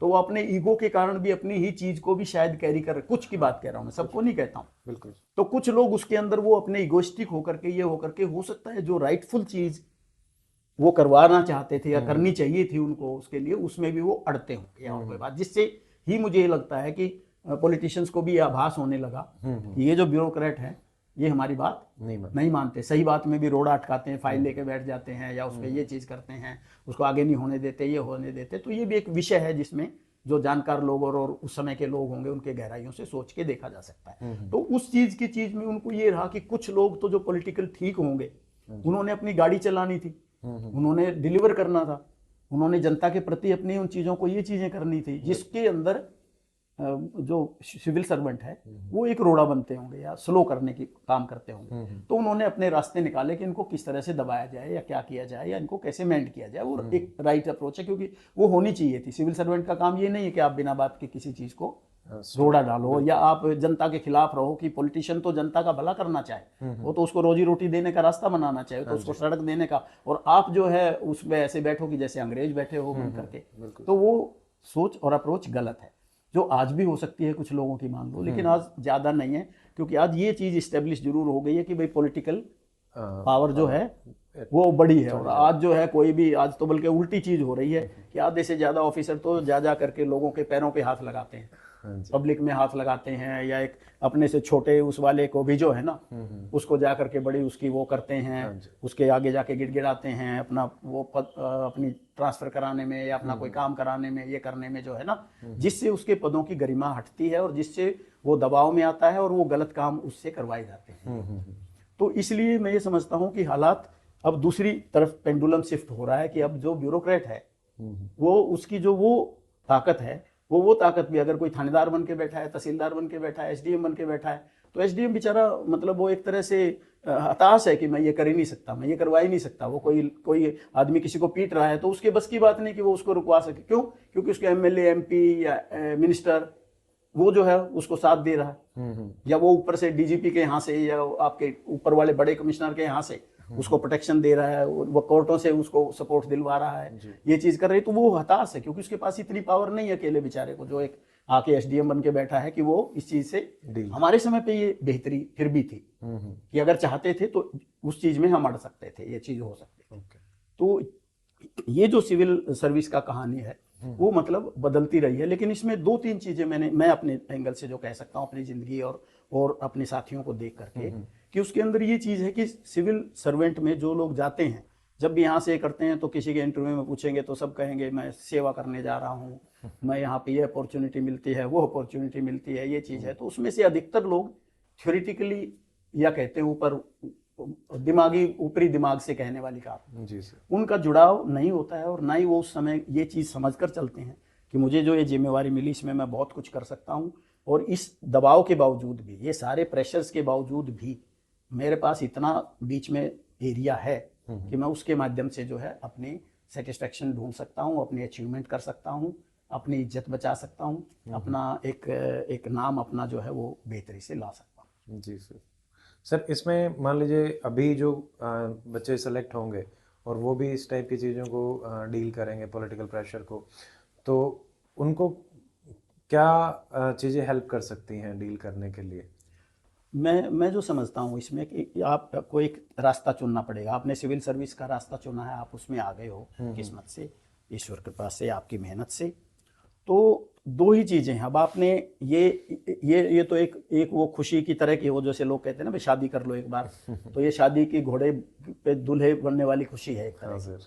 लेकिन उसके बाद फिर जो कहानी शुरू होती है, जो ये अब आगे की जो है, वो मेरा ख्याल है वो दूल्हे की आगे वो की भी जिंदगी शादी, के बराबर है या वो भी उससे भी शादी की खराब तरह ही है। है सर। उसके खराब है कि आगे जो बच्चे होंगे, हाँ आगे जी, जो बीबी के साथ होगा, आगे जो रोजमर्रा में गुजरेगी हाँ और जी, कोई बात होगी, तो वो जो है कितनी जितनी ये चमक थी हाँ जी। उसके हिसाब। लेकिन इसमें आदमी अपनी चमक रख सकता है, ऐसे नहीं कि नहीं रह सकती है। तो उसके लिए उसको अपना चयन करना होता है कि जब भी आप इसमें आ गए हैं इस सर्विस में, तो इस सर्विस में आने के बाद इसमें चॉइसेस हैं। एक चॉइस तो ये होती है कि आप अपने मन में ये बिठा के आए हो कि भाई मेरे अच्छे अच्छे जगहों पे होगा, पावरफुल जगहों पे मैं बैठूंगा, मोस्ट पावरफुल में जहां मैं जा भी नहीं सकता हूँ या मैं उस रैंक का बना भी नहीं, तब भी मैं जोड़ तोड़ लगा के वहां पे पहुंचूंगा जहां कोई नहीं पहुंचता है। ये नहीं होता है, कैसे भी करके जो है ना। तो आपने एक वो रास्ता चुना है। दूसरा रास्ता आपका ये है कि आपने एक मिडल वाला सा रास्ता चुना कि कोई बात नहीं, मैं ज़्यादा नहीं मार काट करूँगा, मिलेंगी चीज़ें, कोशिश करूँगा लोगों के दिमाग में अच्छा रहने की है। तीसरा रास्ता ये हो तो मैं तो बिल्कुल अपना एक तरह से निश्चिंत, तो जहाँ मैं जाऊँगा, यहाँ आ गया हूँ, आईएएस में आ गया हूँ, मेरे को नहीं आना था, गाँव में रहना था, पढ़ गया हूँ, यहाँ पहुँच गया हूँ, पहली ही जर्नी में, पहली जनरेशन में यहाँ आ गया हूँ, इससे बड़ी और कोई चीज़ है नहीं। इसके बाद मुझे कहीं भी लगा दें, मोस्ट अनइम्पॉर्टेंट जगह जो मानते हो उस पर भी लगा दें, कोई दिक्कत नहीं। जी सर। मेरे किस्मत में जो आई, क्योंकि अच्छी भी आएंगी कुछ, जैसे मैंने कहा कि मेरी लाइफ में भी चाहे थोड़े थोड़े समय की आई, लेकिन अच्छी चीज़ें आई। अच्छी बच्चे। और मैंने थोड़े समय में ही 4 महीने में यमुनानगर में, 8 महीने में वो किया जो वहाँ 8-8 साल बैठे हुए डीसी नहीं कर पाए। यूनिवर्सिटी में 4 महीने बैठ करके वो किया जो 4-4 साल वाले डीसी नहीं कर पाए, और इसलिए वहाँ यूनिवर्सिटी में मेरे को याद करते हैं सारे। जी सर। मैंने सब लोगों की प्रमोशन की यूनिवर्सिटियों में, किसी के प्रमोशन चैनल नहीं थे, नीचे जितने स्टाफ सारे दुखी थे, उन सब के मैंने 2-2 3-3 चैनल नए कानून बना करके विदिन 4 मंथ्स सारी चीज़ें करी। और आज जितने भी क्लास 4 क्लास 3 ये वो लोग हैं, वो सारे आज मुझे याद करते हैं। जब भी कोई बात उठती है, अब उनकी प्रमोशन है, वो डिप्टी रजिस्ट्रार बने हुए हैं, असिस्टेंट रजिस्ट्रार बने। तो ये जो चीज़ें हैं ये आपको ये रास्ते देती हैं, तो कहीं भी आपको ये रास्ते मिल जाएंगे। जी सर। तो पहली चीज़ तो आपको ये करना चाहिए सिविल सर्वेंट को, अगर वो पीसफुली रहना चाहता है, मैं समझता हूँ, तो उसको इन चीज़ों के पीछे दौड़ने की वो नहीं करनी चाहिए। क्योंकि जब आप दौड़ते हो तो आपको कंप्रोमाइज़ करना पड़ता है। जब आप ये कहते हो मुझे इस पद पे लगवा दो, या मुझे यहाँ का डीसी बड़े से जिले का बना दो, नारनौल का मत बनाओ, मुझे पंचकुला का बनाओ, फरीदाबाद का बनाओ, गुड़गांव का बनाओ, तो आपको कंप्रोमाइज़ करना पड़ेगा। और वहाँ पे आपको प्रेशर भी नारनौल से ज़्यादा आएंगे। जी बिल्कुल। तो इसलिए आपको ये देखना कि आप कितने प्रेशर झेल सकते हो, या कितना गलत काम की तरफ जा सकते हो, जाओगे उनके साथ, क्योंकि उनका एंड नहीं है कोई। जी सर। आज 2 आएंगे, कल 4 आएंगे, और बाद में हो सकता है आप जेल के सलाखों के पास भी खड़े हो बाद में, जब वो खुलेंगे केस या ऐसा। तो आप देख रहे हो कि मुख्यमंत्री जेलों के उसमें हैं, वो कोर्टों में हैं, ये सब चीज़ें। तो आपको ये देखना है कि आप एक ऐसे मेहनत का इंसान बनकर आए हो, और फिर आप अपनी ज़िंदगी को आगे बाद में कहाँ ले जाना चाहते हो, वो आपने चुनना है। तो इज्जत तो आपको मिलती रहेगी, तो आपको अपना ये चुनना है कि मुझे ये रहना। दूसरी बात, आपको मेहनत करनी है, ईमानदार रहना है। अगर आप बेईमानी करोगे, वहाँ पे कुछ गलतियाँ करोगे, इधर उधर की चीज़ें करोगे, उन चीज़ों को जो सरकारी हैं उनका दुरुपयोग करने की कोशिश करोगे, ये करोगे, तो आज का ज़माना है, आरटीआई का ज़माना है, प्रेस का ज़माना है, और पॉलिटिकल उनका ज़माना है, तो उसमें कहीं भी आप कहीं ना कहीं फंसने के उस पर जाओगे। आपको एक इज्जतदार नौकरी मिली और अब तनख्वाह भी अच्छी है। हमारे समय पे तो क्लर्क वाली तनख्वाह थी, गुजारा नहीं होता था। तो अब अच्छी तनख्वाह है, तो आप अगर सीमित साधनों में रहो, ये भी मैं कहना चाहूँगा जी सर। कि आपको अपनी ज़िंदगी में ज़्यादा, आप आईएएस बन गए हो तो आपके बच्चे भी ये चाहेंगे कि वो कार में जाएं, आपकी बीवी भी ये चाहेगी वो बहुत अच्छे अच्छे गहने पहने या करें, खूब आप घूमो, हर दिन ये करो। तो आपकी तनख्वाहें या आपके इतने रिसोर्स जो है, अनलेस कि आपके पास कोई पेरेंटल वेल्थ है, तो इतनी नहीं है। तो इसलिए बेहतर है कि आप अपनी चीज़ों को सीमित रख करके अपनी चीज़ों का जो दायरा, अपने मान शान और उस चीज़ को ये करें, और लोगों में ये दिखाने की कोशिश ना करें कि मैं बड़ी बड़ी गाड़ियों में आता हूँ, मैं हवाई जहाज़ों में घूमता हूँ। जहाँ जरूरत हो तो घूमो भी, कोई दिक्कत नहीं, जी सर। लेकिन उस चीज़ों के आदी ना बनो और थोड़ा हार्ड रहो। ये भी जरूरी है कि भाई आप फील्ड में जा सको, लोगों के साथ अपना मिलान कर सको, और पब्लिक के साथ आपका जुड़ाव होना चाहिए। जिस भी आप अगर पब्लिक पोस्ट पे नहीं भी हैं तो आपके जो एम्प्लॉयज़ हैं, आपके जो क्लाइंट्स हैं, जो आपसे उससे जुड़े हुए हैं, उन सब के साथ आपका लगाव होना चाहिए, उनके प्रति आपकी जो है सिंपैथी होनी चाहिए, उनके साथ आपका इंटरेक्शन रहना चाहिए, उनको आपको समय देने की भावना, इज्जत देने की भावना होनी चाहिए, ताकि वो लोग आपके बारे में अच्छी बात कहें, उनसे आपको रिलीफ मिले और वो आपको अच्छा कहें। जी सर। सर, इसमें सिविल सर्विसेज की हमने काफ़ी बातें कर ली हैं और इसकी जर्नी को भी समझा है, उसके चैलेंजेस को भी समझा है और किस तरीके से मेंटेन कर सकते हैं। एक चीज़ सर मैं जानना चाहूँगा कि मान लीजिए सिविल सर्विसेज में सिलेक्शन नहीं होता है किसी स्टूडेंट का, तो लाइफ में इससे बियॉन्ड क्या-क्या चीज़ें हैं और क्या इससे बेहतर भी हैं? देखिए, एक तो मैं ये समझता हूँ कि ये भी लक्ष्य नहीं रखना चाहिए कि पहला तो सिविल सर्विस ही गोल है मेरा, और फिर नहीं होता है तो वो कहते हैं कि ऑप्शन रखो या अपने ऑल्टरनेटिव रखो या ऐसा रखो। जी। ये अप्रोच भी गलत है, और मैं समझता हूँ ये भी, जैसे मैंने बताया ना कि जैसे सिविल सर्वेंट को बनाया हुआ राजा बनाने की कहानी है या और तरह की चीज़ें, ये भी उसी तरह का कोई कहानी है ऐसा। जी सर। हाँ, मैं मान सकता हूँ कि पिछला जो समय था उसमें जो अलग अलग अपॉर्चुनिटीज़ थी, दुनिया की जो व्यवस्थाएं थी दुनिया में, साइंस, कंप्यूटर, इंडस्ट्री, ये सारी चीज़ें, और जो दुनिया थी सर्विसेज और ये चीज़ें एक्सपेंशन पे नहीं थी, और उनमें इतनी ज़्यादा ग्रोथ नहीं थी, उनमें इतने ज़्यादा मनी नहीं था, उनमें इतने ज़्यादा प्रेस्टीज नहीं थी, पावर नहीं थी, तो वो अलग दुनिया थी। लेकिन उसी दुनिया का वही रूप लेके आज भी हम उसी चीज़ को लेकर के, और जितनी हमारी पॉपुलेशन यूथ है उन सबको सिर्फ एक यही चीज़ देने की कोशिश करें कि ये जो 100 आईएएस में बन रहे हैं, 100 आईपीएस में बन रहे हैं, या ये बन रहे हैं, ये जो 5000 की दुनिया है सारी मिला के भारतवर्ष की, मान लो, तो यही एक सारी दुनिया है, ये करोड़ों युवाओं की, उनके बच्चों की। मैं समझता हूँ ये गलत है, ये एक बहुत ही गलत कंसेप्ट है। तो मेरा कहना इस चीज़ में ये है कि जिंदगी एक अलग चीज़ है, और जिंदगी में आप एक अलग तरह से पैदा होते हैं। मैं तो कभी आईएएस के उसके एंगल से पैदा नहीं होता, तो उस गांव में जो पैदा हुआ, मैंने खूब वहाँ खेल खेले, खूब ये चीज़ें करी, पेड़ों पे चढ़े, तालाबों में कूदे और ये चीज़ें करी, और घोड़ों इन पे चढ़े। तो ये सारी चीज़ें जो है ये ज़िंदगी का एक हिस्सा है जो आपकी ज़िंदगी को पूर्ण बनाती हैं। यात्राएं करो, पहाड़ों में जाओ, नदियों में कूदो, तो ये सारे हिस्से पुराने टाइम के हिस्से बता रहा हूँ मैं, जिस समय हम लोग थे।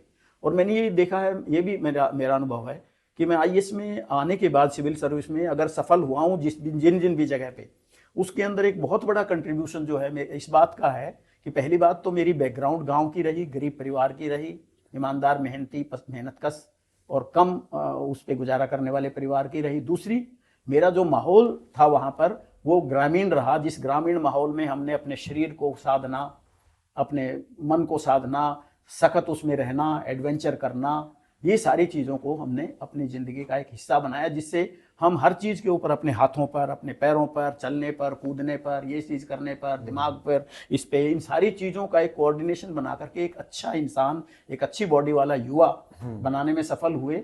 और वो चीज़ों में जब हमें पावर मिली बैठ करके वहाँ, तो वहाँ हमने अपनी दिमागी पावर को यूज़ किया, बोलने की पावर को यूज़ किया, शारीरिक शक्तियों को यूज़ किया, उन सारी चीज़ों का मेल मिला के तभी मैं ये जो श्रमदान कर पाया हूँ। अगर मेरा शरीर में ये चीज़ें गांव वाली नहीं होती, मैं किसी शहर में से निकल के आया होता एसी के कमरों में बैठने वालों से, तो ये चीज़ें मेरे सामने मैं ये नहीं कर सकता था। और ये एक मिसाल बनी है, इनको देख देख करके दूसरे जिलों ने काम करे, इनको देख देख करके और लोगों ने सीखा और बहुतों ने सीखा। तो ये जो चीज़ है, मेरा कहना है कि हमें अपनी ज़िंदगी को ज़िंदगी के रूप में देखना चाहिए। हम इस ज़िंदगी में गाँव में आए हों, कस्बे में आए हों, बड़े शहर में आए हों, किसी में भी, बड़े परिवार में आए हों, अच्छे में आए हों, गरीब में आए हों, तो इनमें हम इस जिंदगी को लेके आए हैं और उस जिंदगी को वो परिवार भी अच्छी तरह से बच्चों को कोशिश करे, बहुमुखी चहुमुखी जो उसके अपनी हॉबीज है, तो आप अपनी हॉबीज को पहचानिए। ये अकेला ये नहीं है कि सिविल सर्विस तो एक बाहरी रोटी कमाने का रास्ता है एक तरह से, उसमें चाहे पावर हो, काम करने का कुछ भी हो, मतलब उसके अलावा भी बहुत सारे रास्ते हैं।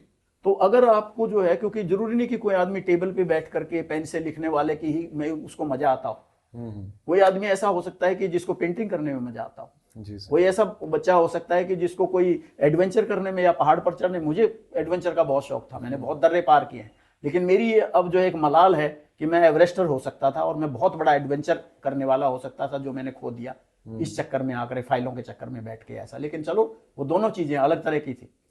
तो ये आदमी को देखना चाहिए कि मेरे अंदर कॉलिंग किस चीज की है।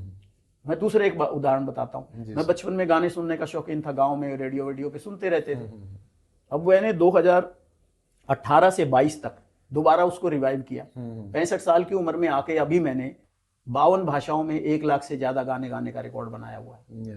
तो मतलब मुझे तो ये लगता है कि मैं एक बड़ी IAS अफसर से ज्यादा बेहतर मैं एक गायक बन सकता था। जी सर। गाने लिखने वाला बन सकता था।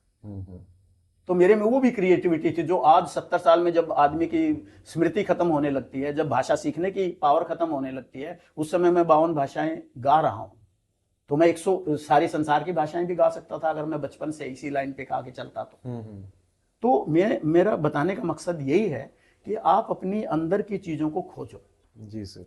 अगर मतलब आप सिविल सर्विस में आओ भी तो कोई बात नहीं, सिविल सर्विस के साथ भी हमने तो कितने दर्रे सिविल सर्विस के साथ ही पार किए। क्योंकि सिविल सर्विस में भी हर समय तो आपको इंपॉर्टेंट पोस्ट नहीं मिलती ना। जब इंपॉर्टेंट ना मिले तो ताली बजाओ और खुशी मनाओ, दिवाली मनाओ कि वाह ये टाइम मिला, अब छुट्टी लेकर के 1 महीने के लिए अपना मानसरोवर घूमने चलते हैं, ये करने चलते हैं। हाँ IAS का टैग लगा हुआ, कहीं भी जाओगे अरे IAS अफसर है, तो कहीं भी कोई जाके अपना दरवाजा खोल देगा, आओ जी बैठो जी, मिलाओ जी, खाओ जी, ये करो जी। तो सारी दुनिया घूमो और चीज करो। तो इसलिए मेरा कहना है कि अपनी सारी, और मैं यही नहीं कह रहा हूँ, अब आप अगर कमाने के लिए, क्योंकि पहला काम आपका कमाना है, हमने वो कर लिया, अपना घर बना लिया, अपनी चीजें कर ली, गाड़ी ले ली, ये कर लिया, हो गया, साधन हो गए मेरे।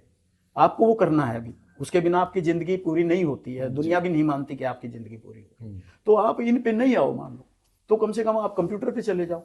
मुझे कंप्यूटर धेला नहीं आता अभी भी जो है, क्योंकि और लोग करते रहे, कंप्यूटर ऑपरेटर ये काम करते रहे। अब मुझे ये दिक्कत है कि अब का जो जमाना आ गया और वो AI तक पहुंच गया और उससे भी आगे जा रहा है। तो इस जमाने के अंदर जो है एक इंसान जो ये नहीं रख रहा, तो आप लोग जो स्टूडेंट स्टडी कर रहे हैं वो इन दिशाओं में जाओ, ये भी तो एजुकेशन है ना। जी सर। तो आप कंप्यूटर एजुकेशन है, कंप्यूटर एप्लीकेशन है, या और भी इस तरह की जो प्रैक्टिकल ओरिएंटेड चीजें आ गई हैं जिनके कारण से, तो उन दिशाओं में भी तो वो है।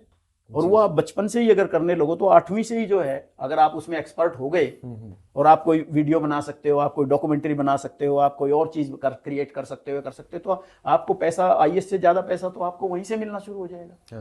तो आप उस चीज को क्यों ना करो पहले, फिर बाद में IAS भी बनना हो तो बन लेना, उसके साथ भी करते रहना, उसके साथ बन करके और बड़ी काम करना, उसके साथ बन के साइड में छुट्टियां बहुत होती हैं IAS में, सैटरडे संडे छुट्टी है और है ये है वो, और तो इसलिए उसको पहला तो रखो ही नहीं। ठीक है, IAS को, IPS को या किसी भी सर्विस को पहला मत रखो, क्योंकि हर एक का इंटरेस्ट जो है सिर्फ IAS में नहीं होता, और इसलिए आप देखते हो कि हर एक IAS सफल भी नहीं होता। जी सर। हर एक IPS जो असफल भी नहीं होता। वर्दी पहन ली है, ये कर लिया, तो कितने सारे क्राइम को हटा दिया है, या कितना वो पॉलिटिकल वालों का नहीं मानते, वो सारे उनके नीचे थानों में रोज वो हो रहे होते हैं, वो करवा पाते हैं उसको रुकावट, उसके खिलाफ केस दर्ज करवा पाता है कोई भी SP, जो ये आज रोज कहानियां देख रहे हैं। तो ये क्यों है, तो क्या मतलब, उसका वर्दी पहन ली, अपना बैठ के पोस्ट ले ली, उसकी करते रहो, अपना लोग मरते रहेंगे, करते रहेंगे, कोई कौन ऑर्गेनाइज कर रहा है, कोई कार्यक्रम हो रहा हो, कुछ हो रहा हो, अपना सर्टिफिकेट दिए जा रहे हैं, परमिशन दे रहे हैं, ये कर रहे हैं, वो कर, तो पापों का हाथ लगा रहे हैं एक तरह से, कि आपके नीचे अगर बैठ के लोग बेईमान हो रहे हैं, आपके नीचे लोग दूसरों पे अन्याय कर रहे हैं, और आपके पास भी पहुंचते हैं तो आप या तो हाथ जोड़ देते हो या उन्हीं को धमका के भगा देते हो। तो कौन सा ये कर रहे हो, तो वह आदमी जो है फिर लास्ट में जाकर के जब रिटायर होंगे तो मेरी तरह से थोड़ी आराम से चैन से रह सकते हैं, या खुशी से रह सकते हैं, या इज्जत से रह सकते हैं। इसलिए बाहर निकलते ही उनको कोई उनका अपना चपरासी सलाम नहीं मारता, वो मुंह फेर के चला जाता है। तो ये क्राइसिस आने हैं इसमें, तो इसी को ही मत चुनो। मैं तो कहता हूं कि आप और ऐसे काम चुनो जो समाज को बेहतर बनाए, जिससे आप अपनी अपनी नौकरी नहीं, 1000 और बच्चों की नौकरी दे सको। मुझे यही दर्द है कि मैं और चीज़ों को, तो मैं इसलिए अभी भी मतलब इस सोशल एरियाज में जा रहा हूँ, एजुकेशन को मैं आगे करना चाहता हूँ, ऑनलाइन एजुकेशन है, लाइब्रेरीज हैं, ये चीज़ें हैं, और इसलिए मैं आपसे ये बार बार जुड़ के ये कर रहा हूँ कि हम इस तरह की चीज़ें करें कि हम मिलजुल करके इन बच्चों को घर बैठे ही जो है ये चीज़ें दें। और एजुकेशन, इसके अलावा हाँ, सिर्फ ये एजुकेशन मतलब 4 सब्जेक्ट पे ही नहीं रहनी चाहिए, लेकिन ये जो जिंदगी के दूसरे पहलू हैं उनके ऊपर भी होने चाहिए। ये बच्चे मेरे से पूछ रहे थे आने से पहले कि आपका ये मोटिवेशन क्या है भाई, जो आप ये काम कर रहे हैं, हम आपको सुन रहे हैं, देखते हैं हम आपको। तो ये तो मैंने इनको कहा कि पेट की रोटी और ये चीजें, घर मकान, ये वो तो आपके बन जाएंगे इस चीजों से, पर जब वो बन जाएंगे तो उसके बाद भी तो आप देखोगे कि इससे कहाँ पहुंचे। बाद में भी तो आपको आपको मान सम्मान की भूख है, आपको कंपनी की भूख है, आपको लोगों से अच्छा वो करने की भूख है, आपकी अपनी संतुष्टि होनी चाहिए कि मैंने अपनी जिंदगी, एनर्जी, पैसा इनको जो है बेहतर काम में लगाया है। तो ये चीजें भी बहुत जरूरी हैं और ये स्किल भी आनी चाहिए। इसलिए अगर जब ये स्किल नहीं आती, आदमी को तो यही स्किल नहीं आती इन बच्चों को कि अगर मैं एक बार फेल हो गया तो वो खिड़की से कूद रहा है।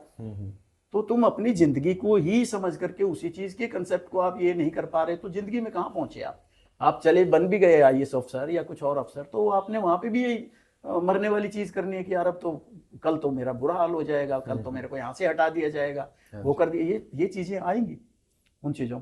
तो जिंदगी को जीना सीखना और जिंदगी की जो लाइफ की स्किल हैं उन चीजों को, हमने गांव में ये लाइफ की स्किल सीखी। जैसे मैंने बताया कि आर्य समाज में आए हम, तो मैंने वहां से लाइफ की स्किल सीखी, ईमानदारी सीखी, ये सब चीज़ सीखी, मेहनत करना सीखा, दूसरे से किसी से झपटना नहीं, मदद करनी है, किसी के साथ में आपस में प्यार प्रेम से रहना है, इज्जत देनी है, ये चीज़ करनी है, अच्छा चरित्र रखना है दूसरों के साथ, लड़कियां हो, दूसरे हो, महिलाओं को सम्मान देना है, दूसरों को भी अपने जैसा समझना है। ये सारी चीज़ों की शुरुआत बचपन से करी और आगे बढ़ते गए। फिर मैं एक और आध्यात्मिक इंस्टीट्यूशन में चला गया, हालांकि बाद में मैंने उनको छोड़ दिया उनमें गड़बड़ें देख के, लेकिन वहां से मैंने मेडिटेशन सीखा।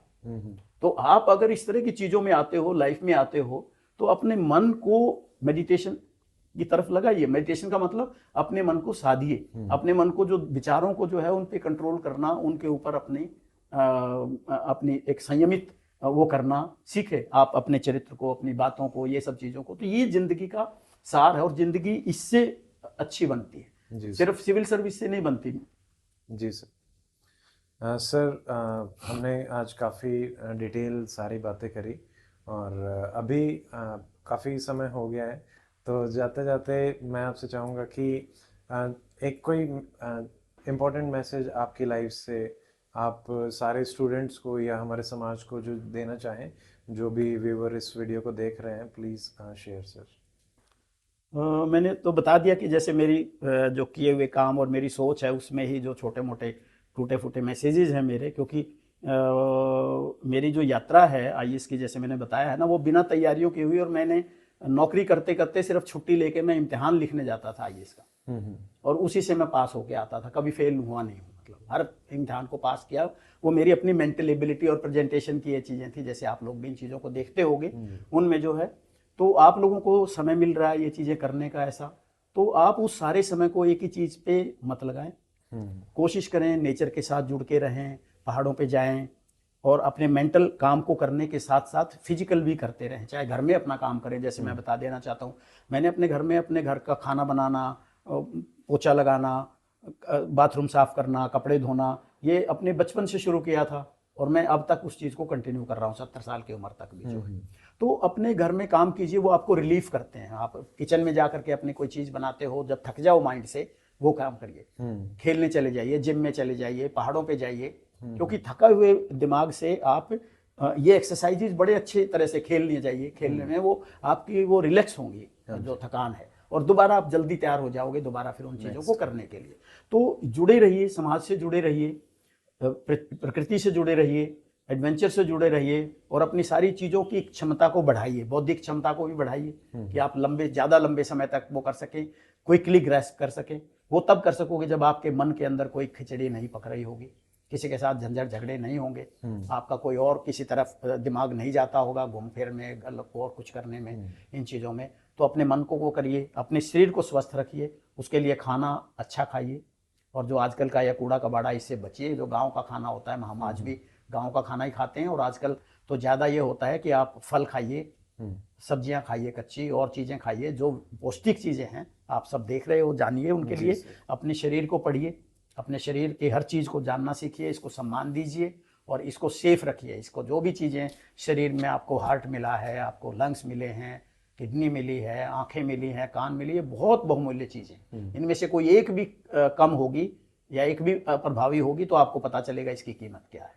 तो कोई ऐसी चीज़ ना करिए जिससे इनमें ये बिगाड़ हो। इनको और ज़्यादा बेहतरी से संभाल के रखिए, क्योंकि ये आपकी बेस्ट गाड़ी है, जिसको आप जितनी संभाल से रखोगे वो इतनी लंबी दूरी तक ताज़ी नई लगती हुई जाएगी और आपको लाभ देगी, आपको फ़ायदा देगी। तो अपने मानसिक चीज़ों को, अपनी शारीरिक चीज़ों को, इन सबको संभाल के रखिए, बेहतरी से रखिए, और समाज के लिए और दूसरों के लिए भी अच्छा सोचिए, अच्छा करिए, और ये चीज़ करिए। और जो कुछ मिलता है उसके लिए सबको अपना धन्यवाद दीजिए, और अपने परिवार और अपने साथियों का ख्याल रखिए, अपना भी ख्याल रखिए, और जो मिलता जाए उसकी खुशी बांटिए, उसका धन्यवाद करिए और आगे चलते रहिए। जी सर, इन्हीं सर बहुत कुछ सीखने को मिला आपके लाइफ के एक्सपीरियंसेस से भी, और स्पेशली लास्ट में जो आपने जो मैसेज दिया, मैं भी उससे काफ़ी समझ पाया कि लाइफ में हर चीज़ को एक बैलेंस बनाने की नीड है, सबसे प्राइमरली कि फिज़िकल, मेंटल। तो सर मैं भी आपको धन्यवाद देना चाहूँगा सर कि आप हमसे जुड़े और ये सारी चीज़ें आपने शेयर करी, और व्यूवर्स की तरफ से भी सर आपको धन्यवाद देना चाहेंगे। और हम कहेंगे कि सर अगली बार एक नए डिस्कशन के साथ हम मिले जिसमें और नई बातें हम डिस्कस करें। तो थैंक यू सर। मेरी ओर से थैंक्स भी सर। आपको ये ऑर्गेनाइज करने के लिए, और दोस्तों को जो ये रिकॉर्डिंग्स और ये सारी व्यवस्था देख रहे हैं, और आपके जो व्यूअर्स हैं जो आपके साथ जुड़ते हैं, आपको प्यार देते हैं और आपके साथ लगाव रख के इस मिशन के साथ जुड़े हैं, उन सबको मैं अपनी ओर से भी बहुत धन्यवाद, थैंक यू सर। शुभकामना। Thank you.